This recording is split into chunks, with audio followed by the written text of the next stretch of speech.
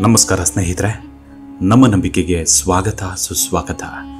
ಸ್ನೇಹಿತರೆ, ಸಾವಿರಾರು ವರ್ಷಗಳ ಹಿಂದೆ ಸನಾತನ ಧರ್ಮ ಬಿಟ್ಟರೆ ಇನ್ಯಾವುದೇ ಧರ್ಮದ ಅಸ್ತಿತ್ವವಿರಲಿಲ್ಲ. ಆಗ ಈ ಪುಣ್ಯ ಭೂಮಿಯಲ್ಲಿ ಜ್ಞಾನದ ರಸದಾರಿಯನ್ನು ಹರಿಸುತ್ತಿದ್ದ ಧರ್ಮವೇ ಹಿಂದೂ ಧರ್ಮ. ವೇದಗಳ ಕಾಲದಲ್ಲಿದ್ದ ವೈದಿಕ ಧರ್ಮದಲ್ಲಿ ಚಾಲ್ತಿಯಿದ್ದ ಆಚಾರ ವಿಚಾರಗಳು, ಕಾನೂನು ಕಟ್ಟಳೆಗಳು, ಮೋಜು ಮಸ್ತಿಗಳು, ಜ್ಞಾನ ಕೇಂದ್ರಗಳು ಬಹುಶಃ ಇಂದಿಗೂ ಕಾಣುವುದಕ್ಕೆ ಅಸಾಧ್ಯ.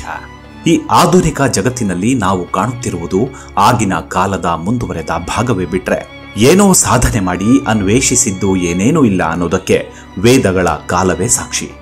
ಹೆಣ್ಣೊಂದು ಕಲಿತರೆ ಶಾಲೆಯೊಂದು ತೆರೆದಂತೆ ಅನ್ನೋ ಆಧುನಿಕ ಕಲಿಯುಗದ ಸ್ಲೋಗನ್ನಲ್ಲಿ ಹೆಣ್ಣಿನ ಸ್ಥಾನಮಾನದ ಬಗ್ಗೆ ಚಿಂತಿಸೋ ನಾವುಗಳು ಹೆಣ್ಣಿನ ಬದುಕಿಗೆ ಸ್ವಾತಂತ್ರ್ಯ ಕೊಟ್ಟು ಬಿಟ್ಟಿದ್ದೇವೇನೋ ಅನ್ನೋ ಭ್ರಮಾಲೋಕದಲ್ಲೇ ಬದುಕುತ್ತಿದ್ದೇವೆ.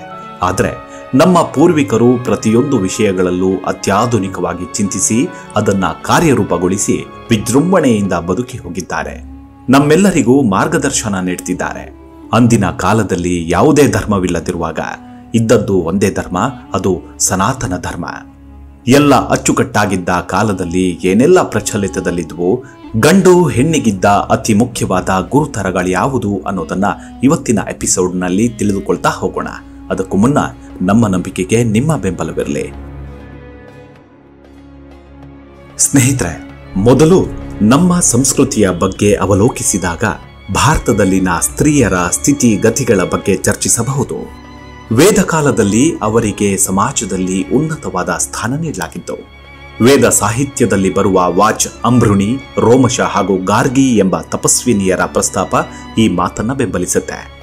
ಮಹಿಳೆಯರು ಕೂಡ ಉಪನಯನ ಸಂಸ್ಕಾರ ಪಡೆದು ವೇದಾಧ್ಯಯನವನ್ನ ಕೈಗೊಳ್ಳಬಹುದಾಗಿತ್ತು. ಈ ಮಾರ್ಗವನ್ನ ಅನುಸರಿಸಿದವರನ್ನ ಬ್ರಹ್ಮವಾದಿನಿಯರೆಂದು ಕರೆಯಲಾಗ್ತಿತ್ತು. ಅಲ್ಲದೆ ಇದ್ಯಾವುದನ್ನು ಮಾಡದೆ ವೈವಾಹಿಕ ಜೀವನವನ್ನ ಪ್ರವೇಶಿಸಿದವರನ್ನು ಸದ್ಯೋವಧುಗಳೆನ್ನಲಾಗುತ್ತಿತ್ತು. ಅಂದಿನ ಕಾಲದಲ್ಲಿ ಹೆಣ್ಣು ಗಂಡು ಮಕ್ಕಳ ಸಹ ಶಿಕ್ಷಣ ಕೂಡ ಜಾರಿಯಲ್ಲಿತ್ತು.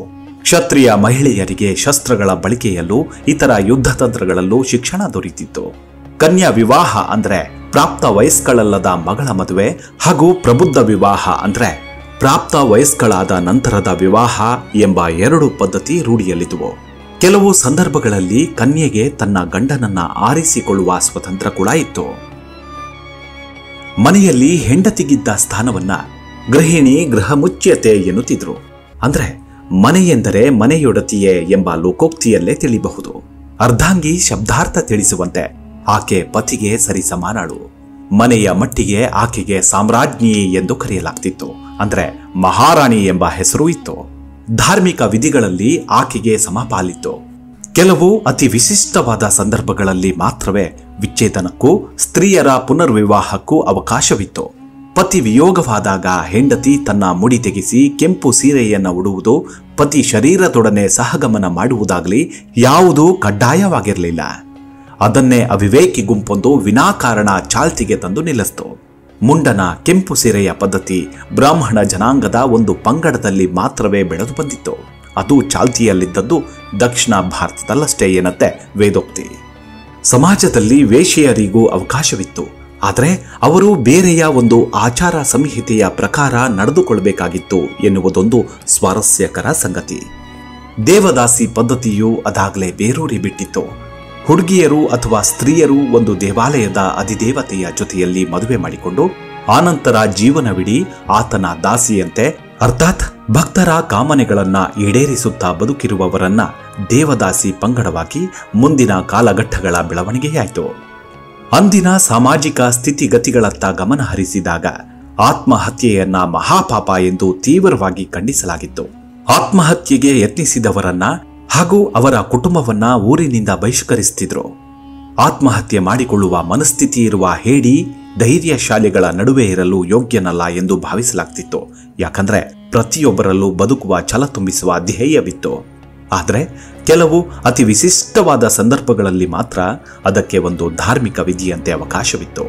ಉದಾಹರಣೆಗೆ, ಮುಪ್ಪಿನಿಂದಾಗಿ ಉಂಟಾಗುವ ತೀವ್ರ ಅನಾರೋಗ್ಯ, ವಾಸಿಯಾಗದ ರೋಗದಿಂದಾಗಿ ತಾನು, ಇತರರು ಹಾಗೂ ಕುಟುಂಬಸ್ಥರು ಬಹಳ ಬಾಧೆ ಪಡುತ್ತಿದ್ದಾಗ ತನ್ನ ಹೀನ ಪಾಪಗಳಿಗೆ ಪ್ರಾಯಶ್ಚಿತ್ತವಾಗಿ ತನ್ನ ಧರ್ಮಕ್ಕಾಗಲಿ ಮಾನಕ್ಕಾಗಲಿ ಧಕ್ಕೆ ಬಂದಾಗ, ಇನ್ನು ಮುಂತಾದ ಕಠಿಣ ಪರಿಸ್ಥಿತಿಗಳಲ್ಲಿ ಮಾತ್ರ ವಿಧಿಪೂರ್ವಕವಾಗಿ ಆತ್ಮಹತ್ಯೆಯನ್ನ ತೀರ್ಥ ಕ್ಷೇತ್ರಗಳಲ್ಲಿ ಮಾಡಿಕೊಳ್ಳುವ ಕಾನೂನು ಜಾರಿಯಲ್ಲಿತ್ತು.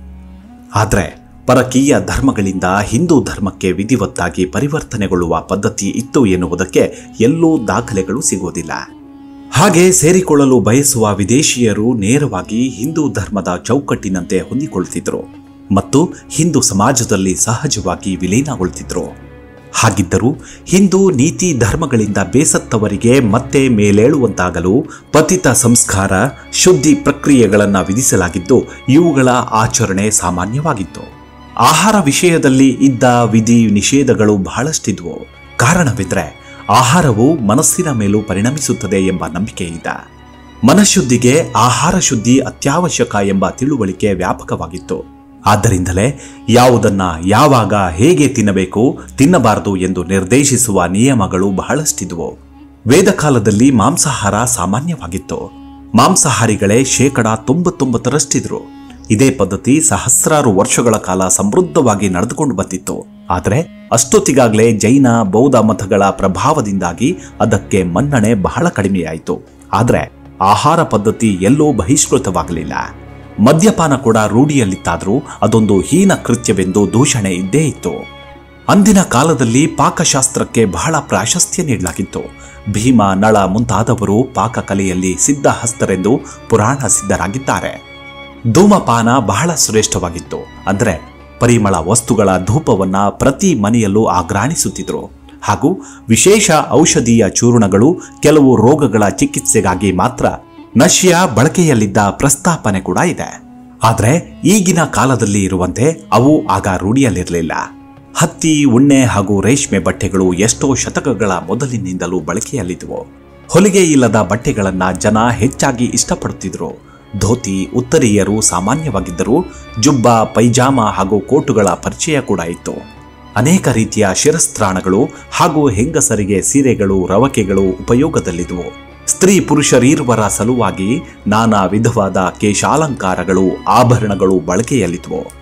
ಜನರ ಸಹಬಾಳ್ವೆಗೆ ಸಾಕ್ಷಿಯಾಗಿದ್ವು. ಕುಸ್ತಿ, ಪೋಲೋ, ಚದುರಂಗ ಹಾಗೂ ಇಸ್ಪೀಟೆಲೆಗಳ ಆಟ ಇವೆಲ್ಲವುಗಳ ಉಗಮವಾಗಿದ್ದು ಭಾರತದಲ್ಲೇ. ಅಂದಿನ ಕಾಲಘಟ್ಟಕ್ಕೆ ಇವೆಲ್ಲ ಬಹಳ ಜನಪ್ರಿಯವಾಗಿದ್ದವು. ಇವಲ್ಲದೆ ಉಲ್ಲಾಸ, ಖುಷಿ ಕೊಡುವಂತಹ ಇನ್ನೂ ಎಷ್ಟೋ ಆಟಗಳಿದ್ವು. ಉತ್ತಮ ಕ್ರೀಡಾ ಮನೋಭಾವವನ್ನ ತುಂಬುತ್ತಿದ್ವು.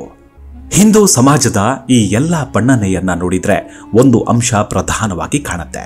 ಅದೇನಂದ್ರೆ ಜೀವನವೆಂಬುದು ಎಂದಿಗೂ ಶಾಪವಲ್ಲ, ಅದು ದೇವರ ದೊಡ್ಡ ವರದಾನ. ಆದ್ದರಿಂದ ನಮ್ಮ ಬದುಕನ್ನ ಅಳತೆ ಮೀರಿ ಚೆನ್ನಾಗಿ ನಡೆಸಲೇಬೇಕು. ಮೋಕ್ಷವೇ ಜೀವನದ ಅಂತಿಮ ಉದ್ದೇಶವೇನೋ ಸರಿ, ಆದರೆ ಜೀವನದ ಎಲ್ಲಾ ಅಂಶಗಳಿಗೂ ಸೂಕ್ತ ಸ್ಥಾನ ಕೊಟ್ಟು ಅವೆಲ್ಲವೂ ಉಳಿದ ಅಂಶದೊಂದಿಗೆ ಸಮರಸದಿಂದ ಇರುವಂತೆ ಬದುಕಬೇಕು. ಈ ವಿಚಾರದ ಬಗ್ಗೆ ಹಿಂದೂ ಧಾರ್ಮಿಕ, ಸಾಮಾಜಿಕ ಪ್ರಜ್ಞೆ ಹೊಂದಿದ್ದ ನಮ್ಮ ಪೂರ್ವಿಕರಿಗಿದ್ದ ಅರಿವು ಮತ್ತು ಶ್ರದ್ಧೆಯೇ ನಮ್ಮ ಸಮಾಜಕ್ಕೆ ಸಹಸ್ರಾರು ವರ್ಷಗಳ ಪರ್ಯಂತ ಸ್ಥಿರತೆಯನ್ನ, ದೃಢತೆಯನ್ನ ಕೊಟ್ಟಿತು. ಇಂದು ಅದರ ಬಗ್ಗೆ ತಿಳಿದುಕೊಂಡು ಹೆಮ್ಮೆ ಪಡುವಂತೆ ಮಾಡುತ್ತಿರುವುದು. ಮುಂದಿನ ವಿಡಿಯೋದಲ್ಲಿ ಮತ್ತೆ ಸಿಗೋಣ. ಅಲ್ಲಿವರೆಗೂ ನಿಮ್ಮ ಆರೋಗ್ಯದ ಕಡೆ ಗಮನವಿರಲಿ. Take care. ಜೈ ಸನಾತನ.